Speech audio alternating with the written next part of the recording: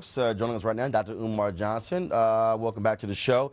First and foremost, it was amazing looking at this whole reaction. I mean, I'm sitting here, again, people asking all kind of questions, things are blowing up. And so many people jumped on saying he's not a real doctor, okay? Where did you graduate from and you got your PhD? My undergraduate education was from Millersville University. 3 degrees, political science, psychology, master's in school psychology. Subsequent to that, Pennsylvania certification as a school psychologist, which I've been for almost 20 years. After that, I got my educational leadership master's degree and principal certificate from Lehigh University in Bethlehem, Pennsylvania. And I earned my doctorate degree from the Philadelphia College of Osteopathic Medicine, American Psychological Association approved program, one of the top psychology training programs on the East Coast. 6 degrees in all. And anyone can lift up a telephone and call and verify those degrees. So when you see folks who question your degrees, your response?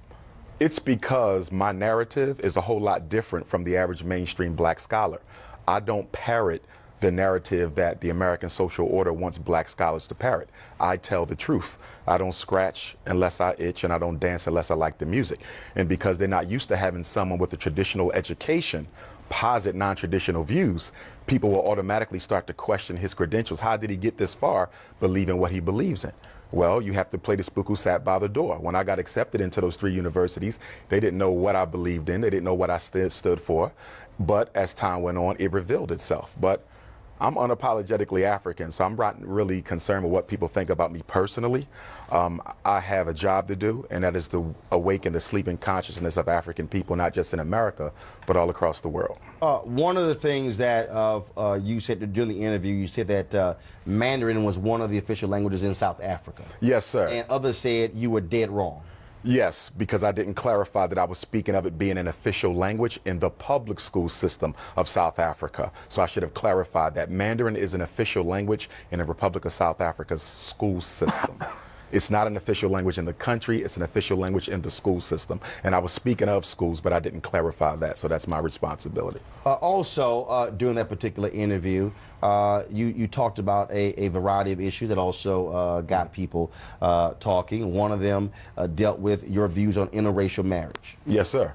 And so, so explain that for folks who did not hear it. Certainly. Simply put, any black man who is with a woman who's not an African herself is going to have a difficult time getting respect from me. I believe black men need to be with black women. The black family is under attack.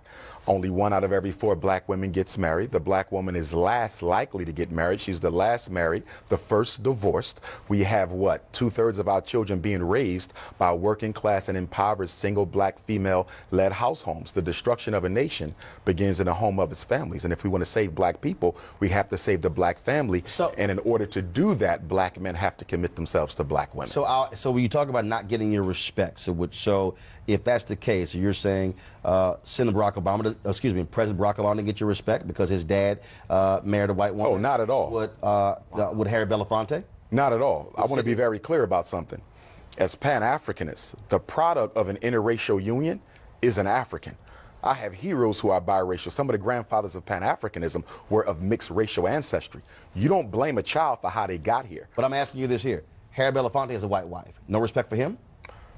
It would be very, it doesn't matter. It doesn't matter your social status. So no, I didn't say social. I'm talking about the one who put the work in. Right, but you put him out. No, I'm asking you. So Harry Belafonte. Yes, sir. Sidney Poitier, Julian Bond, Vernon Jordan. And you're naming all them to say what? No, these are all African American men who have done some good things. No, who have married white women. But you said any black man who marries a white woman will not get your respect. Can I respond? Yeah, go ahead. And what I'm telling you is this. I don't care who you name. I don't care how much work you did for black people. Your greatest commitment to black people is being committed to a black woman. It is still a contradiction. No matter how much you think you did for the struggle, if you really were concerned with black people, you would have committed yourself to a black woman. So it doesn't matter how successful they are. It doesn't matter how great you may claim them to be. At the end of the day, you didn't think enough about your own people to marry a woman who looks like you. Frederick Douglass. Yes, sir. An ancestor of mine. So when you say ancestor, what does that mean? Let me break it down. Because, again, some have said you tried to claim that you are a descendant of Frederick Douglass. Okay, so let's deal with that. So hold on one second. Here's a statement from the family. Let me go ahead and read this, please. The family of Frederick Douglass has received numerous inquiries about Umar Johnson questioning his relationship to Frederick Douglass. There have also been questions about his legitimacy of his PhD and the handling of the donations he's received for his school that he is promoting. We can tell you with 100% certainty that he is not a descendant of Frederick Douglass. With that being said, Mr. Johnson is very careful not to bill himself as a descendant, but he doesn't correct people when they refer to him in this way. He calls himself a blood relative, which is a nebulous reference designed to make people think he is a descendant.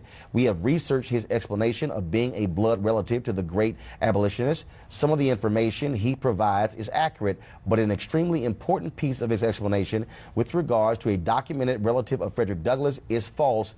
The information he recites correctly is from the public record, so his knowledge of our family ancestry is far from definitive proof. Two things there. One, he's not a descendant of Frederick Douglass, okay? I would concur with that, all right? But then two, you also heard that some of the things he says is correct. So the question becomes, he's either related or he's not, okay? So are you related? I'm about to answer your question Okay. if you allow me to do that. I am a blood relative of Frederick Douglass. My name is on the family tree. We have a family reunion every 2 years. What they're talking about, and I want to make sure you're clear, they're talking about whether or not I come through the loin of Frederick Douglass, which I do not, nor have I ever claimed, okay? I have more videos on YouTube than any other scholar. I speak around the world more than any other scholar. Show me where I've ever said I was a descendant. I've only claimed one thing, kinsman. How am I kinsman? If you ever read any of the autobiographies of Frederick Douglass, he talks about growing up on Tuckahoe Creek with Cousin Stephen. Cousin Stephen is Stephen Bailey, Dr. Umar Johnson's 4 times great-grandfather, whose grave I just visited last week. I go every year. Okay, that's my 4 times great-grandfather. He married my 4 times great-grandmother, Caroline Wilson Bailey. From that union came my 3 times great-grandfather, George Washington Bailey, the first black public school teacher on the Eastern Shore of Maryland. He married Grandmom Annie. They had Grandmom Caroline. Okay, she had Grandma Vivian. Grandma Vivian married a Spanish-speaking Cuban immigrant, Grandpop Cicero. They had Grandmom Ida, who's still alive, who married James Johnson, who had my father Jamal, who married my mama Barbara, and from that union I was born. I am a blood of Bailey. I am not married in. What they're talking about is strictly descendancy, something I've never claimed. Am I a kin? Do I directly come from the loin of the first cousin and potentially half-brother of Frederick Douglass? And the reason I say potentially, the slave master who owned our family, a white man named Aaron Anthony, raped Frederick's mother and raped Stephen's mother, my ancestor. And there's significant evidence to suggest that. Some people could still argue, though, that they were not brothers because it's not conclusive. Fine, throw that out. I'm still a kinsman because I come through the blood of his first cousin. You talked about, again, respect. You respect? I don't talk about respect. I get tremendous respect from my people. I'm not talking about that. Do you respect Frederick Douglass? Yes. But he had a white wife. He did. So that's what I'm sure. I'm gonna clarify. Why is that an issue? Why is that if you put in the work and you have the history? Who cares who you marry? I already answered that question, and I told you I don't care how much work you put in. If you don't commit yourself to a black woman, ultimately you wasn't totally committed to the struggle. Even Frederick Douglass. Even Frederick Douglass has to be criticized, as I did on the Breakfast Club. Now, it has to be put in context. He didn't marry the white woman until he was an old man, after his wife, Anna Murray Douglass, of 50 years, a blue-black chocolate woman through whom all my cousins were born. He was an old man when he did it, but nonetheless, he did it. And yes, he has to be criticized on that, because a black man needs to be with a black woman, and it is a contradiction. I don't care how much work you think you've done for black folks to not commit yourself to a black woman. Hold tight 1 second. I got more questions when we come back. I would argue the reason black men marry white women is because they wish they were white themselves. And having the white man's prize, his queen, is a psychological symbol to myself that I am equal to him. We're back with Dr. Umar Johnson. In that particular statement, the family also addressed this here. You talked about taking over the buildings or the land of a black school that was shut down. Yes, sir. HBCU St. Paul's College. And you were raising money for it. First of all, how much money has been raised, and what's the status of that project? Well, St. Paul's has been sold. Approximately 3 to 5 months ago, I was told by the auction company in charge of the sale that it was been sold to a developer. So how much money was raised? What the people gave? All kinds of people gave. How much was raised, and what's the status of that money? $700,000, and the status is we're still looking for a school, and the status is my start date for FDMG will be 8/21/18, or if at all, it may be delayed to 8/21/19, which is the anniversary of the Nat Turner War. When you say looking for a school, why not start a charter school? I mean, you can start a school. Because charter schools are owned by the state, and I'm a Pan-Africanist. I believe what is to be done for black people must be done by black people. Why do I want a charter school? So you want a private school? Exactly. Independent school. Lauren. So the question of interracial marriage, I Yes, mean, ma'am. come on, man.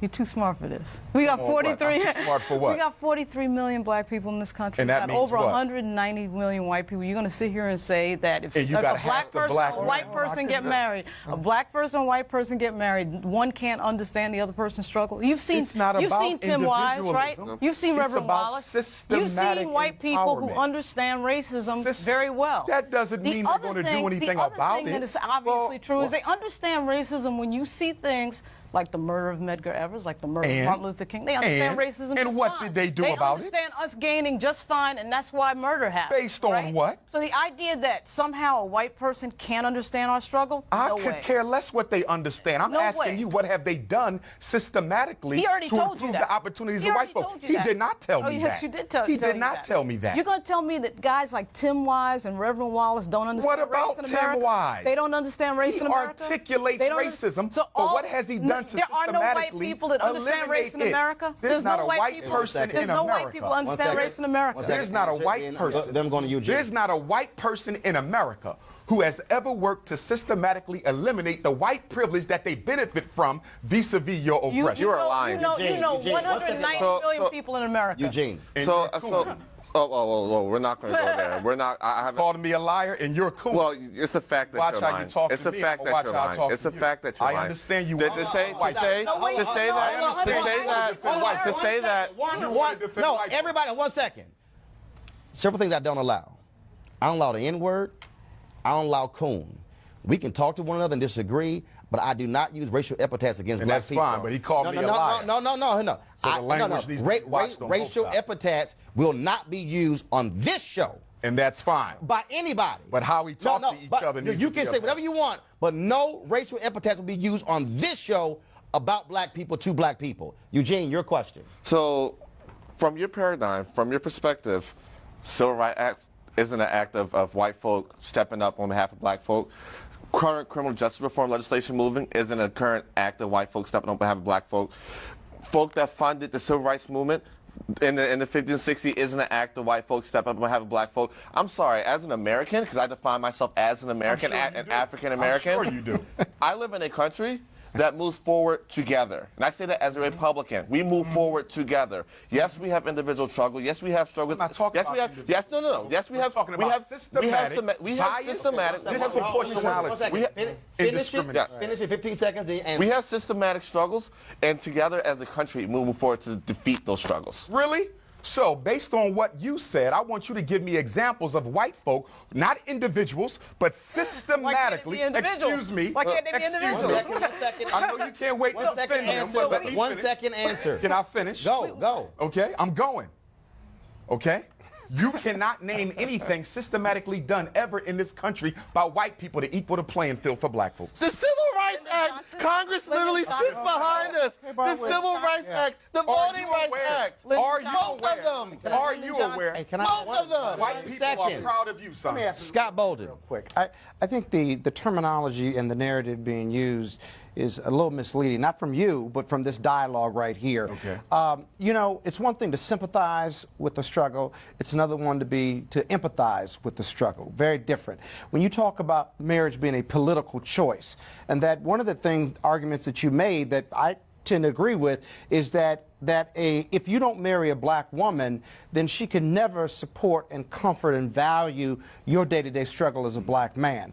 That being said, I do think that the level of the rhetoric that you use in regard to your Pan-Africanism is difficult for many of us quote, in the mainstream to get our arms around. But this issue about black men and white women in the civil rights struggle is not a new discussion. My mother was a civil rights activist in Chicago, and she would often complain privately that, one, you can't sleep black, you can't sleep white and talk black, if you will. And that's always been in the American struggle, African-American struggle with ourselves. Yes, sir. The other thing is that we struggle with our own psychology about self-love and otherwise. And if we get our arms around that, that does make sense. Okay. But you would have to say that you know 190 million people. But you're being too One second. You would have to claim Answer, that. one Individuals second. don't Answer the matter. question. You'd have to claim No, that. go ahead and respond. Go ahead. And I agree with my brother's comments. Brother Scott, he brought up the Civil Rights Bill. But what he did not talk about in relation to the Civil Rights Bill is there were two words included in that bill that ultimately served to take away from black people what that bill was intended to deliver. They added gender and they added sexual orientation. And as a result of that, white women and homosexuals have been able to strip black America from the intended gains of the Civil Rights Act. So there was still racism in that bill if you will study that history. But Umar, your question was, has anyone black ever systematically done, has anyone white ever systematically done anything? Systematically. Systematically. White America. So LBJ would be the answer for that. No, I want because you to that's get- the government. No, I don't think you That's heard a the question. systematic move. No, you didn't hear the question. I What heard has? it No, just you fine. did not. No, Yeah, I you did. didn't. Yeah, I You're did. so quick to defend white Yeah, folks I that did. you're not listening. No, Hold I'm on. not trying to I defend literally white have folks. 45 seconds, so restate the question and give an answer. I got Okay. 45 All right, seconds. let's get an answer. The question was, what has white America done? Right. Not individuals. Systematically. Not Can I? individuals. You Why won't not even let me individuals? finish. Yeah, because You're that in love with white folks, you won't even let me finish. Point on everything. Finish, Got literally out 3 times. 20 Got out seconds. 3 times. There is no bigger Go. system than the 20 US. seconds, I'll finish. The US And then 20 government is seconds, I would fixed. say that the panel that you have here, who are extremely intelligent, do not represent the everyday black man and woman struggles, and then because of that, they cannot articulate. And you them represent effectively. 43 million people All right, in this folks. country? I don't think so. I appreciate it. Thanks so I don't much. think you represent- Weekdays on TV1. I will never lie to you. Oh my God. Roland Martin. He doesn't want to talk to us. He wants to ignore us. Uncensored. Hell no. No. That ain't gonna cut it, boo. Unapologetic. No, that is fun.